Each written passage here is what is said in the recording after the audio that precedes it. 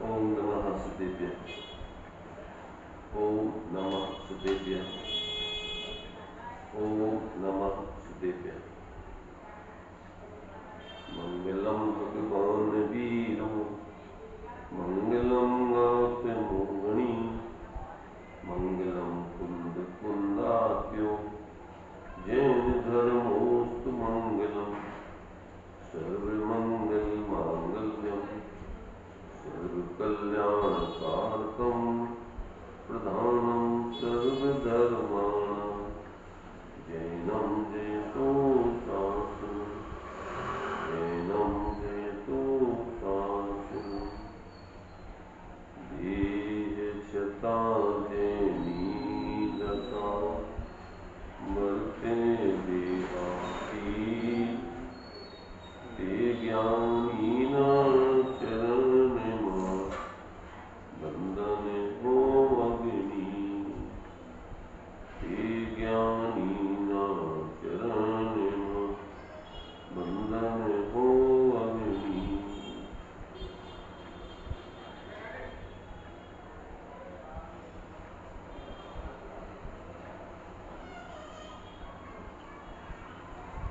चर्चा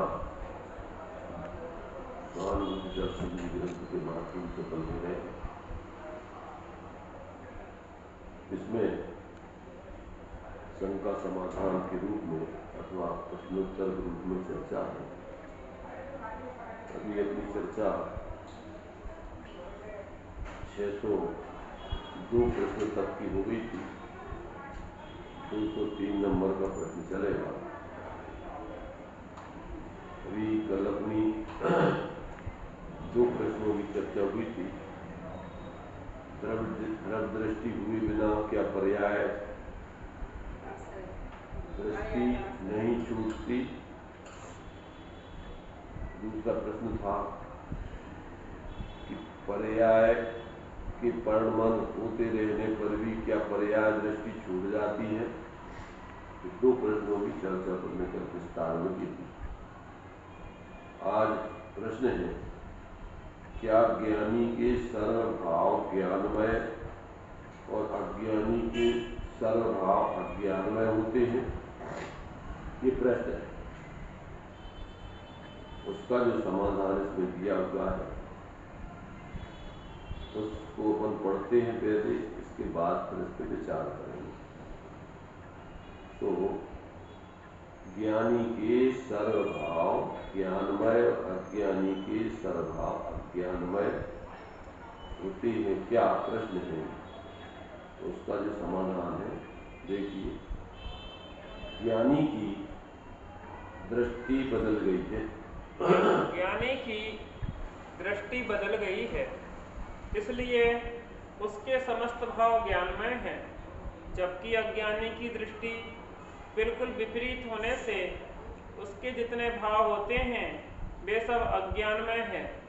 अज्ञानी के स्वभाव में भी अंतरंग भ्रांति साथ होती है, अर्थात स्वभाव भी विभाव हैं, वह ऐसा नहीं समझता, इसलिए एकत्व बुद्धि करता रहता है। और उस कारण जो नहीं समझता उसके समस्त भाव अज्ञानमय है। जब दृष्टि यथार्थ रूप से बदल जाए, भेद ज्ञान हो जाए, तभी ज्ञानमय भाव कहे जाते हैं। तब तक जिज्ञासा की भूमिका में भी ज्ञानमय भाव कहा नहीं जा सकता, क्योंकि एकत्व बुद्धि विद्यमान है।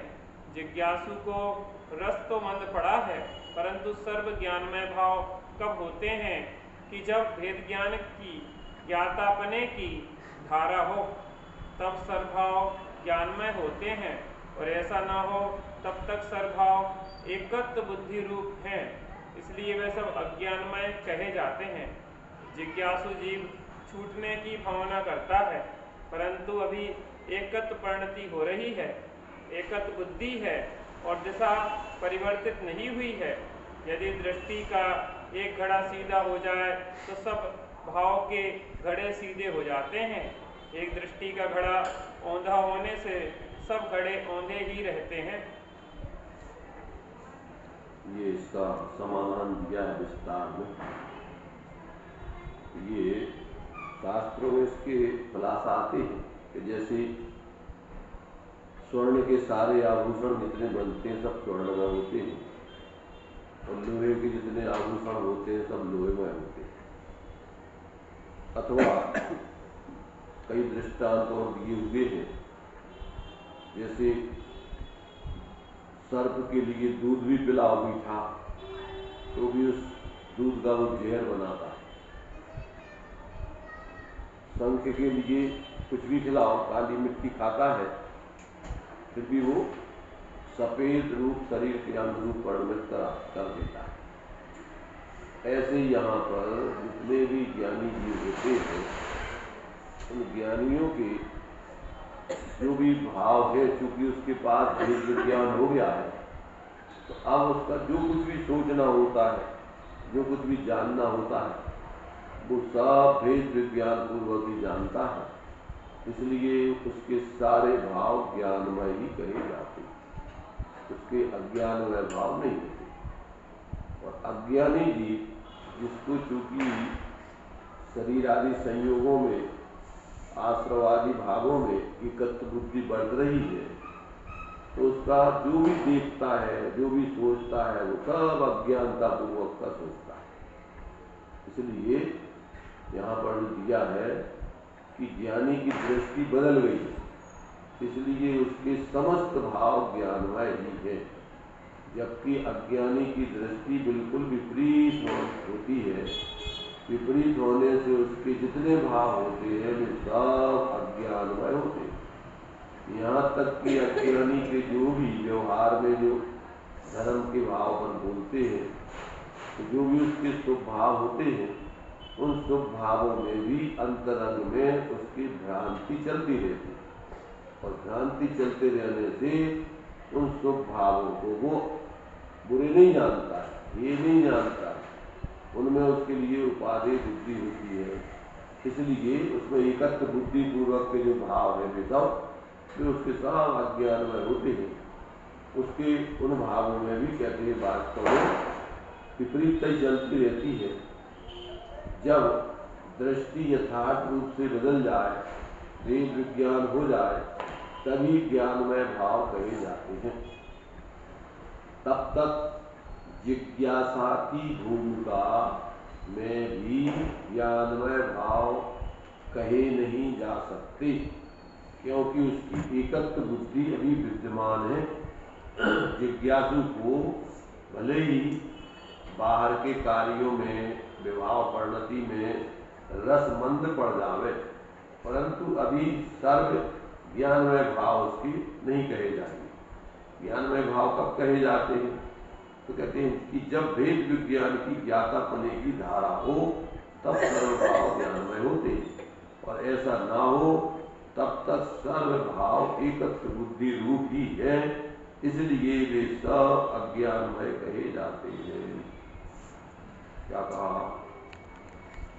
ये जो है ये बहुत अंदर का भेद है, अंदर का मर्म है। उस मर्म को सामान्य जीव नहीं समझ सकते।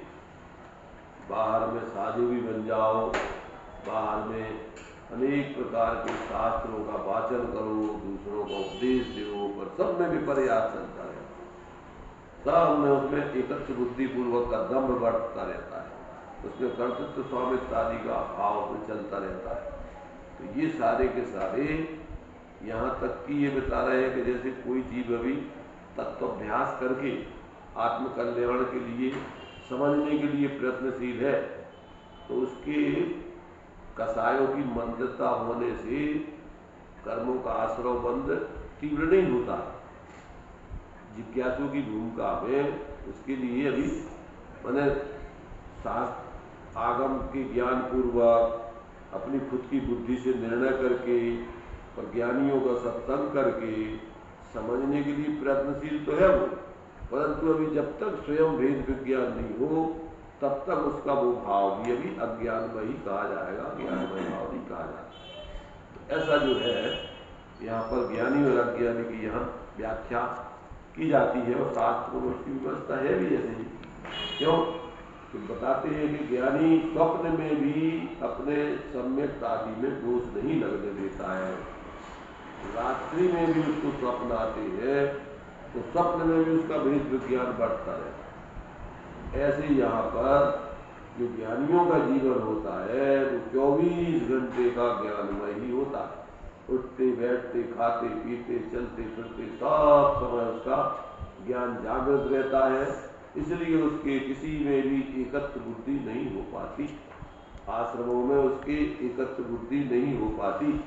इसलिए मुझे दिया गया है कि ज्ञानी तो जितने भी भाव हैं स्वभाव भाव सबके लिए बंधन के रूप में जानता है। एक को सोने की बेड़ी और एक को लोहे की बेड़ी, पर बेड़ी है वो कोई अपने लिए कोई शोभा की बात नहीं।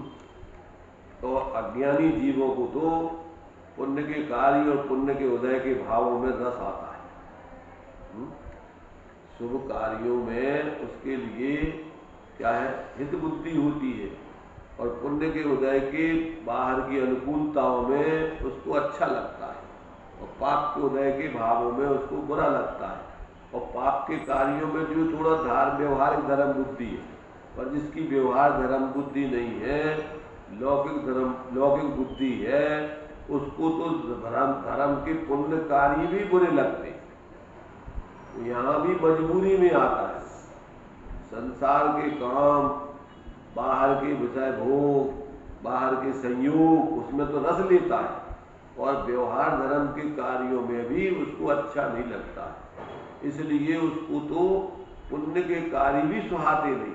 जिसको तीव्र कषाय है, संसार की रुचि है, विषय भोगों की रुचि है, ऐसे व्यक्ति को तो अभी वास्तव में शुभ कार्य भी अच्छे नहीं लगते। शुभ कार्यों क्योंकि इसमें उसका कोई लगते नहीं है कि इसमें अपना क्या है, फालतू का समय खराब करना है। संसार के कामों में तो लगता है कि इसमें अपना कछु तो हो रहा हो, धंधा चल रहा है, लाभ हो रहा है, अभी तक हो रहा हो। तो जिसकी अभी तीव्र कषाय है, संसार की रुचि है, उसको तो व्यवहार धर्म के कार्य भी नहीं सुहाते। परंतु जो अभी आत्महित करने की रुचि वाला है, जिज्ञासु है, तो वो कम से कम व्यवहार धर्म के कार्यों में रस लेता है, रुचि रखता है, और संसार के कार्यों में उसको रुचि नहीं होती बुद्धिपूर्वक। अभी भेद विज्ञान नहीं हुआ तब भी। तो मतलब ये है कि जब तक उसको भेद विज्ञान नहीं हो जाता है, तब तक उसका वास्तव में ज्ञानमय भाव, चाहे वो जिज्ञासु हो और चाहे सामान्य जीव हो, उनके सब भाव अज्ञानमय होते हैं, मिथ्यात्व पूर्वक के होते हैं। संयोग और संयोगी भावों में भी उसका एकत्वपना होता है, और उसके लिए अपने स्वरूप की तरफ उसका कोई लक्ष्य नहीं होता है, और उसकी साधना उसकी नहीं होती। इसलिए यहाँ कहते हैं कि जब तक भेद विज्ञान की ज्ञाता पने की धारा, जब धारा हो तब सर्वभाव ज्ञानमय होते, और ऐसा ना हो तब तक सर्वभाव एकत्र बुद्धि रूप है, इसलिए वे सब अज्ञानमय कहे जाते हैं। जिज्ञासु जी छूटने की भावना करता है, परंतु अभी एकत्र परिणति हो रही है, एकत्र बुद्धि है अभी, और दिशा परिवर्तित नहीं हुई है। यदि दृष्टि का एक घड़ा सीधा हो जाए तो सब घड़े उसके सीधे हो जाते हैं भावों के। इसलिए श्रीमद जी ने दिया है कि जब जिसको सम्यक हो जाता है सर्वगुणांशु सम्यक, कौन से गुणों में समीचीनता चालू होती है, उसके सभी गुणों में समीचीनता उसके प्रारंभ हो जाती है, और मिथ्या दृष्टि के कोई भी गुण समीचीन नहीं हो, सब विपरीतताओं में उसका जीवन चलता है। क्यों कि जब उसका नीचे का ये घड़ा ओंधा है तो ऊपर के सारे घड़े ओंधे रखे जाते हैं, सीधे एक भी नहीं रखा जा सकता। तो ये बात यहाँ पर अपने लिए वास्तविकता जो है उसके आधार से यहाँ पर स्पष्टीकरण दिया है कि वस्तु स्थिति ऐसी है। तो जिस जीव की जब तक अंतर में अपने स्वरूप की दृष्टि, अनुभूति पूर्वक दृष्टि नहीं हुई, उसके लिए वास्तव में देखा जाए तो परलक्षी भावों का उसके एकत्र पदे का रस टूटता नहीं है, रात दिन उन्हीं में उसका प्रवर्तन चलता है। यदि दृष्टि का एक घड़ा सीधा हो जाए तो सब भागों के घड़े सीधे हो जाते हैं। एक दृष्टि का घड़ा औंधा होने से सब घड़े औंधे ही रहते हैं, ऐसा जानना चाहिए।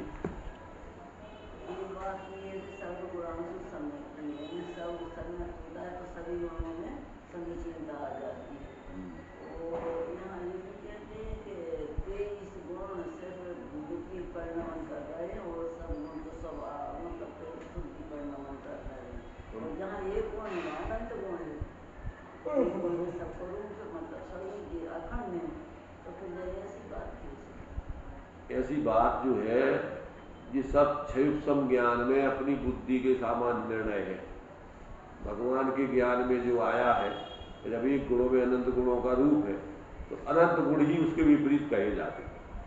सब गुणों में जैसे सर्वगुणांशु संकेत ऐसी सर्वगुणांशु मिथ्या, तो वो अपन बुद्धि से हिसाब किताब लगाओ जाओ, पर वस्तु स्थिति तो ऐसी है कि जब व्यक्ति का अभी विपरीत पाना चल रहा है तो पूरा विपरीत पाना। जैसे ऐसा सोचो कि जैसे मान लीजिए तुम्हारी दृष्टि अभी जहां जा रहा है शिखर जी तरफ की हो गई, तो अकेली दृष्टि शिखर जी तरफ की है कि पूरा शरीर भी उतई हो जा रहा। ऐसे ही यहाँ पर जब अपना बाहर की तरफ एक अपनी बुद्धि का झुकाव है तो पूरा झुकाव है तो कछुआ देर कछुआ आत्मा के गुणों पर कछुआ नहीं है, तो वो सामान्य रूप से सभी गुणों की विपरीतता कही जाएगी। अब चूंकि अपन हिसाब किताब लगा लो कि भैया अकेले पांव चल रहे हैं, शरीर तो नहीं चल रहा हो, हमारी रुचि तो है कि हमारे जा रहे दुनिया पर अभी पांव चल रहे हैं तो अब मजबूरी में चले जा रहे हैं। तो पांव चल रहे हो तो वैसे सामान्य रूप से सभी चले जा रहे हैं, वो चले जा रहे पूरा सब। ऐसे ये सब समझ लो कि जहां पर विपरीतता है तो सर्व गुणों की विपरीतता है। कोई अलग अलग गुण तो है नहीं है कि एक गुण से चलो जाए, एक गुण से चलो जाए, एक गुण से चलो जाए। इसलिए ये सामान्य दृष्टि से सर्व गुणों की समीचीनता है। क्या है? जहां सम्यक होता है तो सर्व गुणों की समीचीनता, और जहां मिथ्यात्व होता है तो सर्व गुणों की विपरीतता कही जाती है। ऐसा जो है आज 22-24 जो भी गुण बताए हैं ये आचार्य ने नहीं लिखे, अपन ने कल्पना करें, अपनी कल्पना है, आचार्यों ने कहीं नहीं लिखी। मुझे बार-बार कथन आता तुम्हारे व्यक्ति काल। हम ये कह रहे हैं 29 गुणों क्या कहते हैं, 29 गुण कहते हैं। हम ये कह रहे हैं कि अपन को शास्त्रों में तो ये बताया जाता है कि 3 गुणों से मोक्ष मार्ग और 3 गुणों से संसार मार्ग। तब तो मैं लगाऊं उसे लगाऊं, और फिर और अपन जब कहते हैं कि भैया एक ही गुण सुधर जाए तो समझ लो कि करने वाला सम्यक दर्शन होगा तो समझ लो कि अब मोक्ष ही होगा। क्या जब ऐसा हिसाब किताब लगाओ कि जैसे मान लीजिए एक एक के तुम जो है 4 अंक धर लो, आश्रमों में 4-5 वेद लगा लो, 5 अंक लगाओ, एक 5 एक के अंक रखो। मिथ्यात अवरति प्रमाद कसायु बंद के हेतु 5 बतलाए। अब सबके लाने एक अंक धर लो 5 को, और एक मिथ्यात निकालो तो अब कितना चलोगा? सब चलो 11। पहले तो कितने हो गए? 5 अंकों में कितनी भाई संख्या? 11,111 हो रही। एक एक करके 5 अंक एक एक खुद है सबसे। और अगर एक मिथ्यात हो 1111 तो कितने बचे? 11,000 चले गए, 1111 रह गए, 1,111 रह गए। 10,000 अब कसाय चली जाए, मिथ्यात अवरति वैसे क्या है? कसाय मूल में देखो 2 गुणों की मुख्यता है वैसे तो संसार में। कौन सी? मोह कर्म के उदय से जो भाव होते हैं मिथ्यात्व और कसाय के, मूल संसार का हेतु वही है कि जहां मिथ्यात्व और कसाय चली गई उधर सब संसार से कट्टी हो गई। अब तो युगों को का है कछु नहीं है, युगों को काम कितनों तो है, आए हो गए, बदन तो है नहीं है। समय साल में दृष्टांत दो कि जैसे अखाड़े में व्यक्ति बिना तेल लगा करके मर्दन करके युद्ध करता है तो कितनी धूली चिपकेगी? थोड़ी बहुत। और अगर तेल लगा के मर्दन करके जो है तो अखाड़े व्यायाम करेगा तो तो उसके लाने जिस जाति को तेल लगा, जितनी जाति का तेल लगा हुआ है उतना जो है उसके लिए धूल चिपकेगी। तो ऐसे ही अगर मिथ्यात्व की सचेतनता है तो पूरी धूल चिपकेगी, और मिथ्या चला गया तो क्या है, मिथ्या चला गया तो क्या हो गया, ये पुस्तक ही बोल उठा लेगा। तो मिथ्या चला गया तो मिथ्यात्व के अभाव में फिर अवरति आदि आदि रूप में कम से कम धूली चिपकना चालू हो। तो वो जो है अपन को इस रूप में समझना चाहिए। किस रूप में कि जितनी जितनी तुम्हारी उसमें गृहता है, मिथ्या दृष्टि की पूरी गृहता है। ये पुस्तक है ना, एक रखी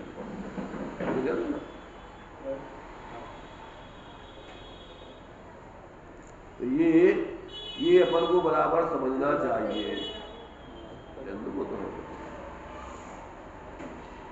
तो ऐसे ही यहां पर अपन को सबसे पहला विपरीत अभिप्राय जो है वो मूल संसार का हेतु है।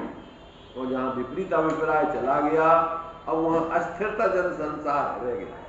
अब वो धीरे धीरे धीरे धीरे आप जितनी जितनी स्थिरता वहां से हटते जाओगे उतनी उतनी उतनी उतनी आपकी जो है संसार की स्थिति चली जाएगी। उसके लिए एक दृष्टांत आता है, जैसे वो वर्णी जी ने दिया, मतलब सबके जीवन की घटना ऐसी लगा लो कि वर्णी जी सिमरिया में रहते,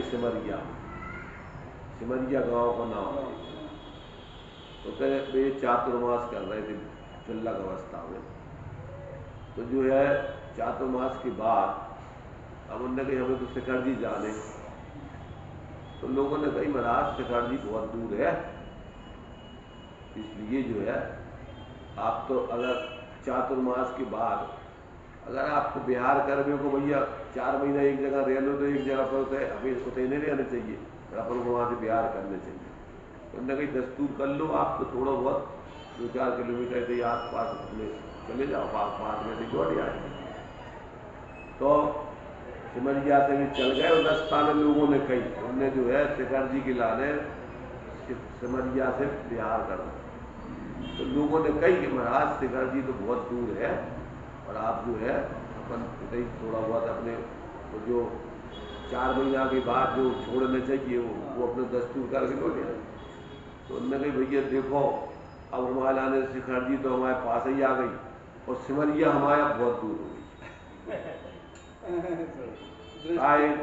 हमारा मोह की तरफ होगा बात तो हमारे पास ही है, और पीठ जो अंतर पे हो गई जो वो हमें समझ लो बहुत दूर। ऐसे ही मोक्ष मार्ग में जहां तुम्हारी दृष्टि बदल गई तो समझ लो अब मोक्ष तो नजदीक है और संसार तो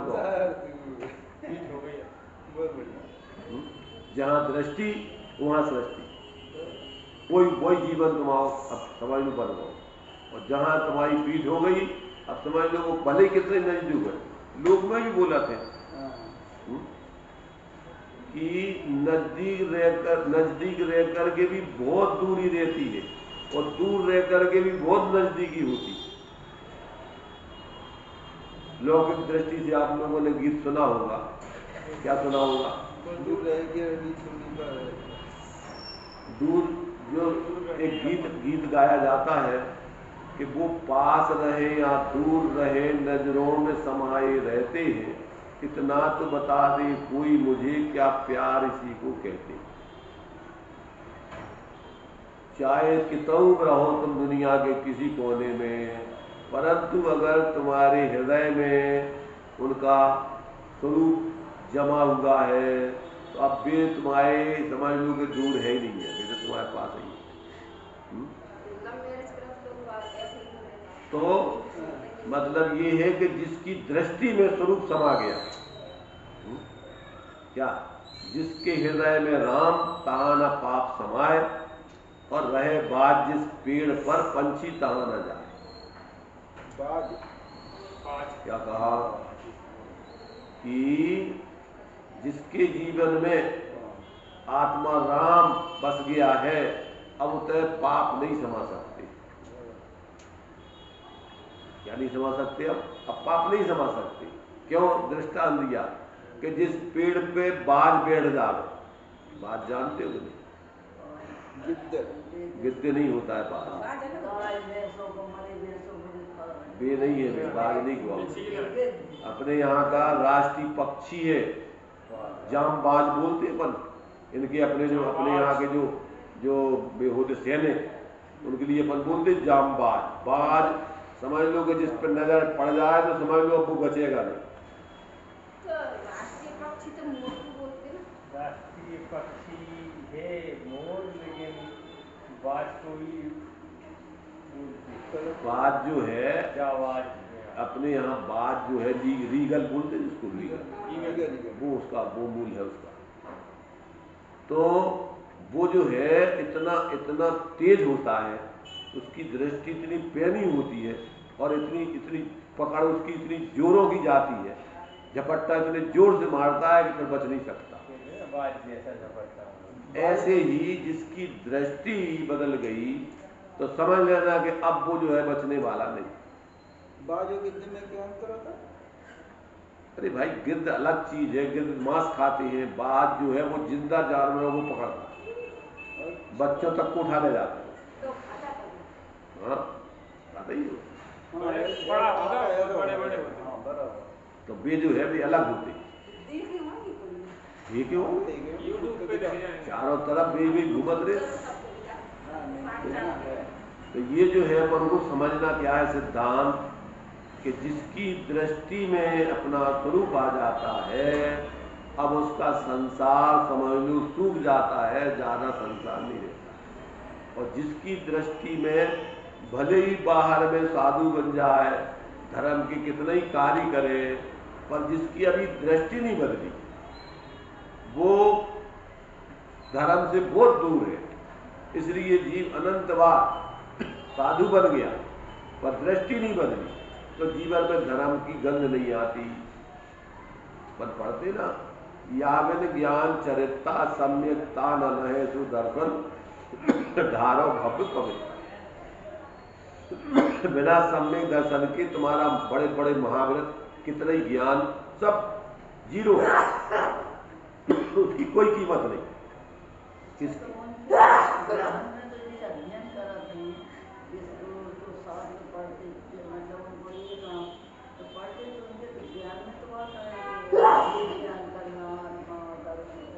करना से करना नहीं होता है। वेद विज्ञान तो जब अंदर में अपनी आत्मा आ जाती है तो वो शास्त्र पढ़े चाहे नहीं पढ़े, ज्यादा शास्त्र जाने चाहे नहीं जाने, क्या है उसका ज्ञान सम्यक है। और शास्त्र कितना ही पढ़ ले तुम, परंतु जिसको अपना स्वरूप अपने अनुभव में नहीं आया है उसके लिए शास्त्र कार्यकारी नहीं है। इसलिए ये अपन को सबसे पहला मोक्ष मार्ग में, मोक्ष महल की प्रथम सीढ़ी यावन ज्ञान चरिता सम्यकता न लय सो दर्शन धारो भक्त पवित्रा। ये अपन को उपदेश दिया गया है कि सबसे पहले आप अपनी दृष्टि सुधारिए। दृष्टि अगर नहीं सुधरी तो आप कितना भी क्षण ज्ञान की धारणा कर लो, कितना भी बाहर का त्याग कर दो, उसका तुम्हारे लिए 0% मोक्ष मार्ग में उसकी कीमत है। कितनी कीमत है? 0%। मैंने ये सोचो कि एक के बिना जैसे कितनी बिंदियां लगाते जाओ, उन बिंदियों की कीमत 0 है। और अगर एक लगा दो आगे और फिर जितनी बिंदियां लगाते जाओगे उतने उतने उसकी कीमत बढ़ती जाती है। ऐसे यहाँ मोक्ष मार्ग में समझो कि जहाँ से व्यक्ति के जीवन में उसका अंतर में दृष्टिकोण अपना बदल गया, जहाँ उसकी आत्मदृष्टि हो गई और फिर उसके लिए बाहर की कोई चीज उसके लिए अपनी नहीं भाषित होती है, सब कुछ उसके लिए पराया दिखता है। और जब तक उसकी आत्मदृष्टि नहीं हुई तब तक वो सब कुछ बाहर में करते हुए भी वो कुछ नहीं करता धर्म का कार्य। क्यों कि धर्म का कार्य होता है स्वाश्रय से, और जब तक उसकी दृष्टि नहीं बदली तब तक उसका स्वाश्रय घर होता ही नहीं है। तो ये बात यहाँ पर अपन को उसी के रूप में दी है कि ज्ञानी के सर्वभाव ज्ञानमय और अज्ञानी के सर्वभाव अज्ञानमय होते हैं। ये वस्तु की व्यवस्था है, ऐसा ही जानना चाहिए। अब आगे जो है एक प्रश्न दूसरा है, क्योंकि ग्रंथों के आधार से यहाँ पर बहुत बड़ा प्रश्न ही बड़ा दे दिया है हमने। देखिए कितना है प्रश्न 603 4 है? श्री नियमसार शास्त्र के परमार्थ प्रतिक्रमण अधिकार की पहली 5 गाथाओं में प्रथम कहा है कि नारक नहीं, त्रियंच नहीं, फिर कहा कि भेद ज्ञान, फिर कहा है कि भेद ज्ञान के अभ्यास से माध्यस्थ होकर चारित्र बनता है। तो क्या सम्यक दर्शन होने के पश्चात भी भेद ज्ञान को भाना चाहिए? क्या प्रश्न है? प्रश्न समझ में आया? क्या है प्रश्न? नरक नहीं, त्रियंच नहीं, ये एक बार भेद ज्ञान हो गया, अब फिर आप इसके बावजूद भी क्या सम्यक दर्शन की बात भी क्या भेद ज्ञान को बहाना चाहिए? मैंने फिर भी क्या अपन को कि मैं शरीर नहीं हूँ, आश्रय नहीं हूँ, संयोग नहीं हूँ, आभार का अपना एक कुछ नहीं है, ये सब भेद विज्ञान सम्यक दर्शन होने के बाद भी भेद विज्ञान का अपन को कहते भावना क्या करना चाहिए? क्या ये है नियम सार की शास्त्र की परमार्थ जो प्रतिक्रमण है, उस अधिकार में पहली 5 गाथाएं दी हैं। तो उनमें कहा गया है कि ज्ञानी जीव अपने को विचार करता है कि मैं नरक नहीं हूँ, त्रियंच नहीं हूँ, आदि आदि सब चीजें जितने 29 भावों से भिन्न अपने को विचार करता है। समय सार में 29 भाव दिए, कर्म वर्गणाएं, उसका जो है अनुभाग, उसकी जो है अनुभाग शक्तियाँ, ये सारे भेद प्रभेद करके कि ये भी मैं नहीं हूँ, ये भी मैं नहीं हूँ, ये भी मैं नहीं हूँ, ऐसा भेद विज्ञान करता है।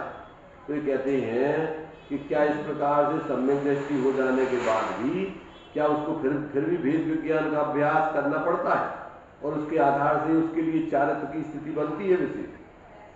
तो यहाँ पर प्रश्न है, तो क्या सम्यक दर्शन होने के पश्चात ही भेद विज्ञान को बहाना चाहिए क्या? तो उसका जो समाधान दिया है उसको देखिए।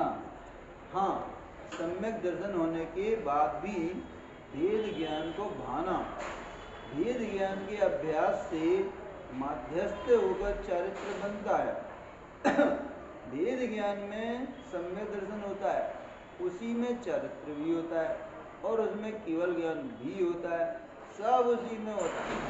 प्रथम भेद ज्ञान के बल से सम्यक दर्शन, और पश्चात उसी के बल से ही चारित्र होता है।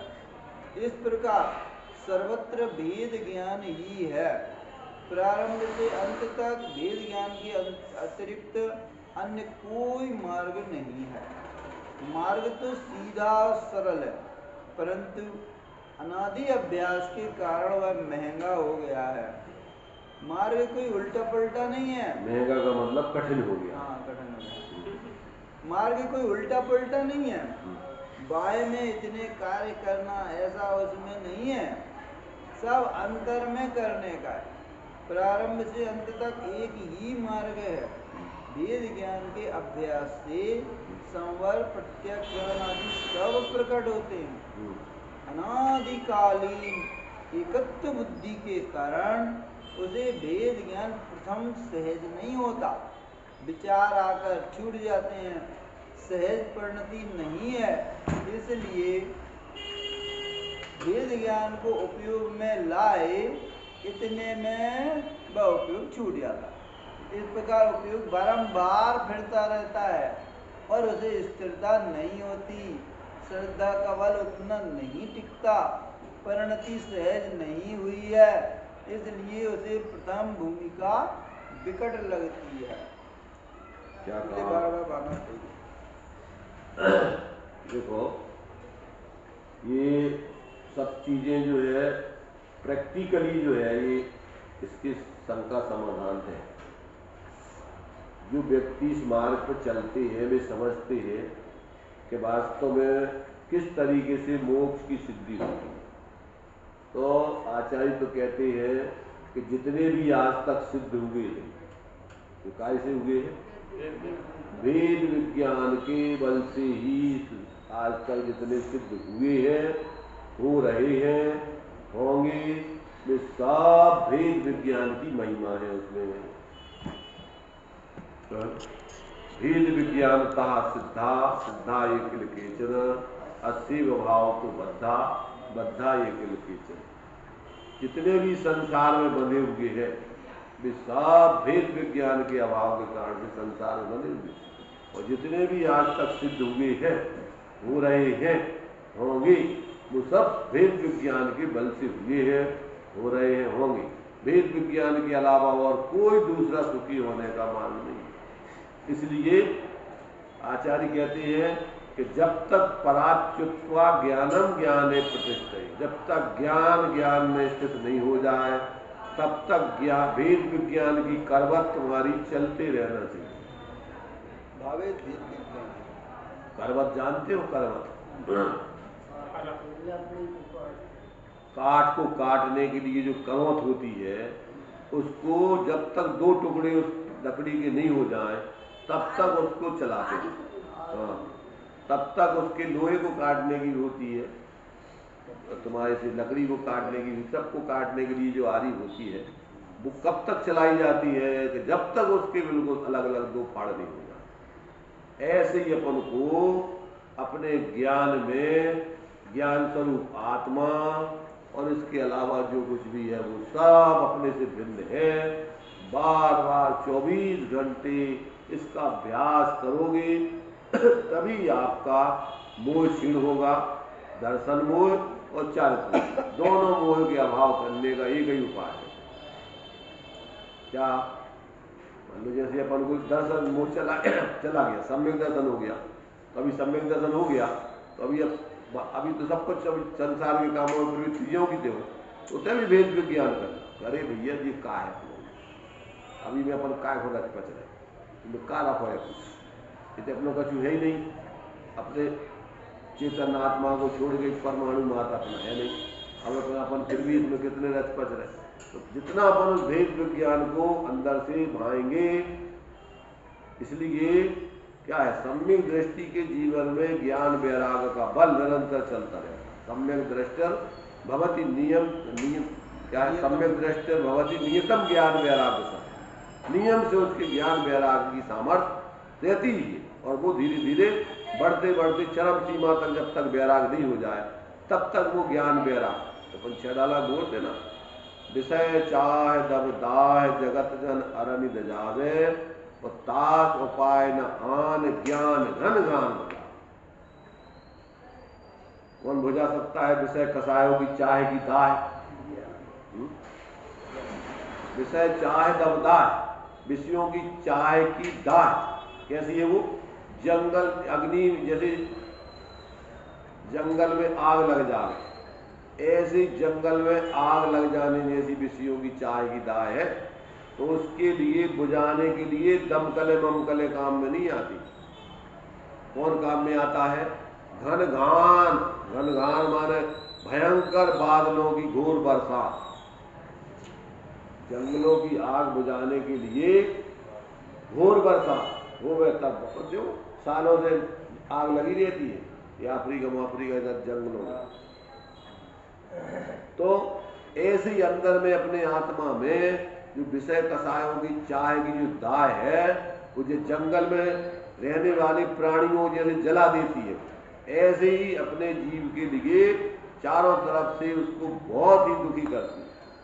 विषयों की चाह की दाह से जीव तड़पता रहता है, मर जाता है। एक एक कसाय का एक एक जो है विषयों की आसक्ति इतनी होती है कि प्राण गंवा देता है। हमने 5 इंद्रियों के विषयों के जीवों की कहानी पढ़ी कि नहीं पढ़ी? कौन कौन सी इंद्री की वशीभूत होकर के कौन कौन प्राण गंवाते?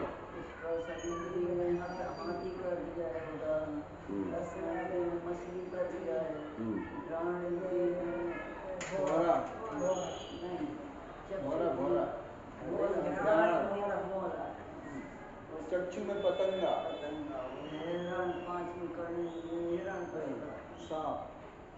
एक एक इंद्री के वशीभूत होकर के जीव अपने प्राण गंवा देता है। तो जो 5 इंद्रियों के वशीभूत हो गए, उसकी क्या दशा होगी? बताओ, विचार करो। तो इसलिए कितनी अपन को वहां ज्ञान का, भेद विज्ञान का बल चाहिए। 24 घंटे एक एक विषय की आसक्ति में जीव मर रहा है।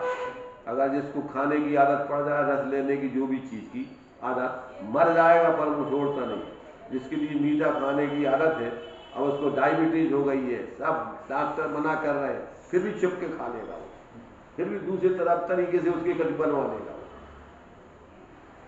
मौत के लिए एक तरफ मोक्ष मार्ग प्रकाशन जी ने दृष्टांत दिया कि एक तरफ तो मौत है और एक तरफ विषय इंद्रियों के विषयों की पीड़ा है नहीं भोगने की। तो कहते हैं कि वो मरण की पीड़ा तो सहन कर लेता है पर विषयों की पीड़ा सहन नहीं करता। मरना पसंद करता है और विषयों को छोड़ना पसंद नहीं करता। पर देखिए रात दिन चल का संसार में। तो ये जो है, जब तक जीव को वेद विज्ञान का बल अंदर नहीं आवे तब तक ज्ञान के अलावा उसको कौन इनसे दूर करावे। इसलिए विषय चाह दब दाह जगत जन अरमि दजावे और तात उपाय न आन ज्ञान घन। उसका स्वयं का ही जागृत ज्ञान उसके विषय कसायों की चाय की दाय वो उसे दूर कर सकता है। इसके अलावा और कोई सामर्थ्य नहीं है किसी को। दूसरा कौन उसको बचावे बता। जिसको व्यसन आदत पड़ जाती है तंबाकू की, बीड़ी की, सिगरेट की, गांजे की, भांग की, चरस की, और भी आजकल कितने कितने चल रही है सब, एक बार मर जाएगा परंतु फिर बहुत छोड़ देगा, तड़पता रहता। तो ये अपन को 24 घंटे अपन भी क्या कर रहे हैं, ये जीव का फंसा, आत्म के अहित विषय कसा है, इनमें मेरी बोलने से अकेले काम थोड़ी चलेगा। इनमें मेरी परिणति न जाए, मैं रहूँ आप में आप लीन, सो करऊ हो जो निजाधीन, मेरे न चाहे कछु गोरी, रत्नत्र दीजिए मुनि, मुझ कारज के कारण हुआ, शिव करऊ हरऊ मम मोहता। तो ये सब चीजें अपन भक्ति में ज्ञानियों ने लिखी है, स्तुति में लिखी है, परंतु जब तक अपन उसका प्रयोग नहीं करें जीवन में तब तक अपने लिए इनके दुखों से बचाने में कोई समर्थ नहीं। तड़पता है, चिल्लाता, सारी दुर्दशा काय से हो रही देखो तो, इतने मारे जाते हैं, जानवर हैं, आदमी है, क्या क्या सब काय से, उन्हीं कसायों की विषयों की अज्ञानता में लगी है रात में। तो ये जो है यहाँ कह रहे कि भैया ये भेद विज्ञान तो तुम्हारे लिए, चाहे ज्ञानी हो जाओ और चाहे अज्ञानी हो, भेद विज्ञान से ही मोक्ष का मार्ग चालू होगा और भेद विज्ञान में ही पूर्ण हो जाएगा। जब तक आप पूर्ण वितराग दशा को प्राप्त नहीं हो जाओ तब तक आपको 24 घंटे भेद विज्ञान का ही बल उत्तरोत्तर बढ़ाते जाना चाहिए। इसलिए हाँ, सम्यक दर्शन होने के पश्चात भी भेद विज्ञान को भाना, भेद विज्ञान के अभ्यास से ही माध्यस्थ होकर के, माध्यस्थ माने माध्यस्थ कैसे कहते हैं, मध्यस्थ का मतलब होता है पर पदार्थों में अपनी किसी प्रकार की इष्ट अनिष्ट आदि की कल्पना नहीं होने चाहिए। मध्य में हो जाओ, ना अच्छा न करो ना अपनों न पढ़ाओ, बस मध्य में मतलब न इधर झुको ना उधर झुको, बस सीधे बीच अपने स्वभाव में दिया है। उसमें पुरुषार सिद्धि पाए व्यवहार निश्चय यह प्रबुद्ध तत्वेन भवति मध्यस्था। क्या लगा, निश्चय व्यवहार से जो वस्तु स्वरूप को समझकर मध्यस्थ हो जाता है, ना निश्चय के पक्ष में झुकता है ना व्यवहार के पक्ष में झुकता है, और मध्य माने अपने स्वरूप में स्थिर हो जाता है। वो जीव ही क्या करता है, व्यवहार निश्चय यह प्रबुद्ध तत्वेन भवति मध्यस्था प्राप्नोति देश नाया सैव फलम अविकलम शिष्या। वही जिनेन्द्र भगवान के संपूर्ण उपदेश के फल को अर्थात वीतरागता को, अर्थात सम्यक दर्शन से लेकर मोक्ष तक की सिद्धि को वही प्राप्त करता है। और जो पक्षपात में पड़ा रहता है वो जीव वीतराग विज्ञानता की सिद्धि नहीं कर पाता, स्वरूप का अनुभव नहीं कर पाता। इसलिए कहते हैं जिसको जब तक अभी पूर्ण वीतराग दशा नहीं हुई तब तक उसके लिए अभ्यास करके माध्यस्थ होकर चारित्र की सिद्धि करना चाहिए। भेद विज्ञान में सम्यक दर्शन होता है और उसी भेद विज्ञान के बल से चारित्र भी होता है और उसी भेद विज्ञान में केवल ज्ञान भी होता है। छठाला का मंगलाचरण है ना, 3 भुवन में 60 वीतराग विज्ञानता शिव स्वरूप शिव कार नमः त्रियोग समार के। वो भेद विज्ञान है। वीतराग विज्ञानता माने क्या? वही भेद विज्ञान से मोक्ष का मार्ग चालू होता है और उसी भेद विज्ञान में मोक्ष की सिद्धि होती है। 3 भुवन में 60 वीतराग विज्ञानता शिव स्वरूप शिव का मोक्ष मार्ग और मोक्ष स्वरूप है वो भेद विज्ञान। ऐसा जिसने इस भेद विज्ञान के जो है महत्व को समझ लिया है तो वो उसी के बल से मोक्ष माने सम्यक दर्शन से लेकर के केवल ज्ञान, जब तक ज्ञान मात्र न रह जाए तब तक भेद विज्ञान उसका चलता है। तो प्रथम भेद विज्ञान के बल से सम्यक दर्शन होता है, पश्चात उसी के बल से चारित्र होता है। इस प्रकार सर्वत्र भेद विज्ञान ही है। प्रारंभ से अंत तक भेद विज्ञान के अतिरिक्त अन्य कोई मार्ग नहीं है। मार्ग तो सीधा और सरल है, परंतु अनादि काल का खोटा अभ्यास के कारण उसके लिए कठिन हो गया, महंगा पड़ गया, बहुत महंगा। तो उसके लिए बहुत कठिन लग रहा है। मार्ग कोई उल्टा पुल्टा नहीं है। बाह्य में इतने कार्य करना, इतने ऐसा उसमें नहीं करना, तो कहते बाहर में तो कुछ है ही नहीं करने को, उसको सब अंतर का कार्य है, अंतर में करने का है। प्रारंभ से अंत तक एक ही मार्ग है। वेद विज्ञान के अभ्यास से संवाद, वेद विज्ञान के अभ्यास से प्रत्यक्षान आदि सब प्रकट होते हैं। ज्ञान में ही प्रतिक्रमण, प्रत्यक्षान, आलोचना सब कुछ ज्ञानमय ही होते हैं। अनादिकालीन एकत्व बुद्धि के कारण उसे वेद विज्ञान पहले सहज नहीं होता है। विचार आकर के छूट जाते हैं। विचारों का बिना भेद विज्ञान के वैराग्य के विचारों में बल नहीं आता है। विचार करता है और फिर जो कहते हैं जुड़ जाता है, फिर जुड़ जाता है। तो विचारों में कहते हैं उसके भेद विज्ञान प्रथम सहज नहीं होता है। विचार आकर के छूट जाते, सहज परिणति नहीं होती है। इसलिए भेद विज्ञान को उपयोग में लाए, इतने में वह उपयोग छूट जाता है, फिर भाग जाता है। इस प्रकार उपयोग बारंबार फिरता रहता है और उसे स्थिरता नहीं होती। श्रद्धा का बल उतना नहीं टिकता है, परिणति सहज नहीं हुई है, इसलिए उसे प्रथम भूमिका बड़ी विकट लगती है। प्रारंभ में तो भेद विज्ञान मैंने अपने जीवन में लाना कठिन है, परंतु जब अभ्यास हो जाता है तो भेद विज्ञान सहज हो जाता है। क्या? जब साइकिल चलाने का अभ्यास हो जाता है तो फिर सोच सोच के नहीं चलाना पड़ती, कैसी हो जाती, फिर सहज हो जाती है। बिना सोचे हुए गाड़ी चल रही है, उधर देख रहे हैं, बातें करते जा रहे हैं और फिर भी गाड़ी चलती जा रही है। परंतु जब सीखना है, जब तक अभी भेद विज्ञान नहीं हुआ तब तक उसको बुद्धिपूर्वक बार बार बार बार आपके लिए सोच सोच करके करना पड़ेगा।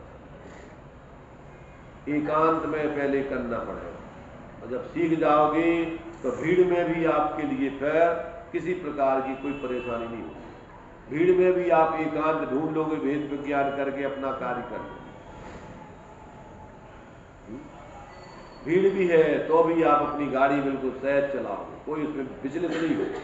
और जब तक अभ्यास नहीं है तब तक एकांत में उसको भेद विज्ञान को पहले बुद्धिपूर्वक अपन को इन सबसे हट करके अपनी भेद विज्ञान की साधना करने से, और जब गहरा अभ्यास हो जाता है तो भरे बाजार में भी उसको भेद विज्ञान करके वो ध्यान लगा सकता है। उसके लिए भीड़ में भी एकांत हो जाता है, जंगल हो जाता है। मथुरा से मोक्ष चले गए थे बड़े बाजार में। तो ये जो है, ये अपन को एक एक प्रश्न जो है बहुत ही मार्मिक है, गंभीर है, समझने लायक है, जीवन में उतारने लायक है, पर जरूरत है उतनी गंभीरता से उन प्रश्नों को सुनने समझने की और जीवन में प्रयोग करने की। इस प्रकार से इन दो प्रश्नों के माध्यम से अपन ने बहुत ही महत्वपूर्ण अपन को आत्मकल्याण संबंधी चर्चा के विचार मैंने अपने आत्महित के बारे में विचार किया। पहला प्रश्न था, क्या ज्ञानी के सर्वभाव ज्ञानमय होते हैं, अज्ञानी के अज्ञानमय होते हैं? तो उसका समाधान अपन ने विस्तार में समझा। और दूसरा है कि क्या सम्यक दर्शन हो जाने के बाद भी क्या चारित्र के लिए भी भेद विज्ञान को भाया जाता है क्या? जो नियम सार आदि में निश्चय प्रत्यक्षान कौन सा दिया? परमार्थ प्रतिक्रमण अधिकार। प्रतिक्रमण परमार्थ प्रतिक्रमण अधिकार में कहते हैं वहाँ पर ये दिया हुआ है कि ऐसा हो जाने के बाद में भी आपको बार बार क्या भेद विज्ञान में नारक नहीं, त्रियंश नहीं आदि ऐसा भेद विज्ञान का अभ्यास करना पड़ता है क्या चारित्र के लिए? तो कहते हैं हाँ, सम्यक दर्शन से लेकर के मोक्ष तक के लिए इसी के माध्यम से आपकी साधना चलती है। जब तक ज्ञान में प्रतिष्ठित ना हो जाए तब तक अविच्छिन्न रूप से वेद विज्ञान की धारा चलते रहने चाहिए, चलते रहने चाहिए। इस प्रकार से ये दो प्रश्नों के माध्यम से अपन ने कुछ महत्वपूर्ण बिंदुओं की अपने जीवन उपयोगी आत्मकल्याण की चर्चा की है। इस पर अपन विचार करना, जीवन में प्रयोग करना। अभी अपना टाइम यही हो गया समाप्त, यही विश्राम।